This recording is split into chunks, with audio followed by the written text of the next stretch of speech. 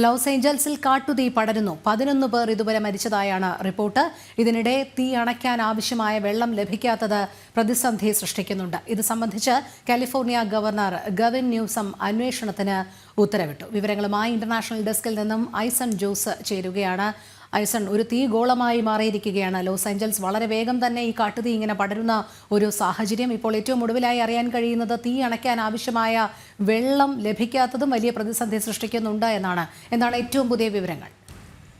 തീർച്ചയായും രോഹിണി, ഈ വെള്ളം ലഭിക്കാത്തത് സംബന്ധിച്ച് ഗവിൻ ന്യൂസോമിൻ്റെ അന്വേഷണം ആരംഭിച്ചിരിക്കുന്നു, അല്ലെങ്കിൽ അടിയന്തര അന്വേഷണം ഇതിനെ നടത്തേണ്ടതുണ്ട് എന്നും അദ്ദേഹം അറിയിച്ചിട്ടുണ്ട്. നമുക്കറിയാവുന്നതാണ്, ഈ തീ പടർന്നു പിടിക്കുമ്പോൾ പലയിടങ്ങളിലും പടർന്നു പിടിക്കുമ്പോൾ നമുക്കറിയാം ഈ വിമാനങ്ങളിലും അതുപോലെ തന്നെ ഹെലികോപ്റ്ററുകളിലും എല്ലാം തന്നെ വെള്ളം സ്പ്രെഡ് ചെയ്യുന്നത് മനുഷ്യന് അല്ലെങ്കിൽ ഫയർ ടെൻഡറുകൾക്കോ എത്തിപ്പെടാൻ സാധ്യമല്ലാത്ത പ്രദേശങ്ങളിൽ വ്യാപകമായി തീ അണയ്ക്കുന്നതിന് വേണ്ടി വെള്ളം എത്തിക്കുന്ന ഒരു സാഹചര്യമുണ്ട്. ഇതിനായി കൃത്യമായ ചില നീക്കങ്ങൾ നടത്തേണ്ടതുണ്ട്. വിമാനങ്ങളൊക്കെ എത്തുമ്പോൾ സ്വാഭാവികമായും ആ പ്രദേശങ്ങളിൽ വ്യാപകമായി തീ പിടിക്കുകയാണെങ്കിൽ വിമാനങ്ങൾ താഴുകയാണെങ്കിൽ അത് പടർന്നു പിടിക്കാനുള്ളൊരു സാധ്യതയും വിമാനങ്ങൾക്ക് പോലും അപകടമുണ്ടാകാനുള്ള സാധ്യതയുമുണ്ട്, അല്ലെങ്കിൽ ഈ ഹെലികോപ്റ്ററുകൾക്ക് പോലും അപകടമുണ്ടാകാനുള്ള സാധ്യതയുണ്ട്. അത്തരത്തിൽ വാട്ടർ റിസോഴ്സസിൻ്റെ പരിസരത്തേക്ക് പോകാൻ പറ്റാത്തൊരു സാഹചര്യം ഈ ഇത്തരത്തിലുള്ള ഫയർ ടെൻഡറുകൾക്ക് വന്നുപെട്ടു എന്നതാണ് വലിയൊരു പ്രശ്നമായി കണക്കാക്കുന്നത്.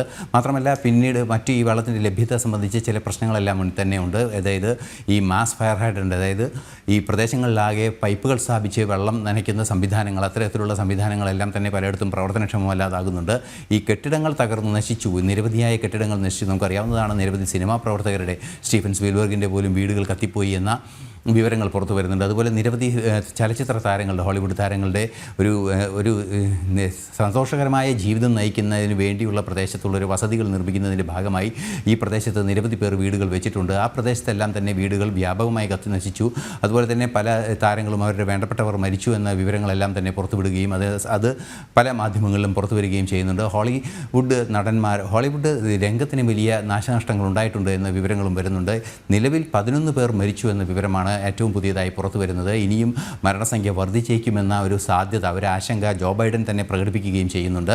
നമുക്കറിയാവുന്നതാണ്, ഇത്തരത്തിൽ ഈ കാട്ടുതീ പടർന്നു പിടിച്ച് ഈ അടുത്ത ദിവസങ്ങളിൽ ചില തെറ്റായ വാർത്തകളെല്ലാം പ്രചരിക്കുകയും ചെയ്തു. ഹോളിവുഡിൻ്റെ വലിയ ഹോളിവുഡ് ഹിൽസിലെ നെയിം സേവ് ബോർഡുകളെല്ലാം കത്തിപ്പോയി എന്ന വാർത്തകളെല്ലാം പുറത്തു വന്നിരുന്നു. എന്നാൽ അതെല്ലാം വാസ്തവ വിരുദ്ധമാണെന്ന റിപ്പോർട്ടുകളും പുറത്തു വരുന്നുണ്ട്.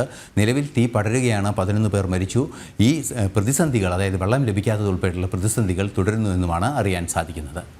ശരി ഐസൺ, ലോസ് ഏഞ്ചൽസിൽ കാട്ടുതീ പടരുന്നു. 11 പേർ ഇതുവരെ മരിച്ചതായാണ് റിപ്പോർട്ട്.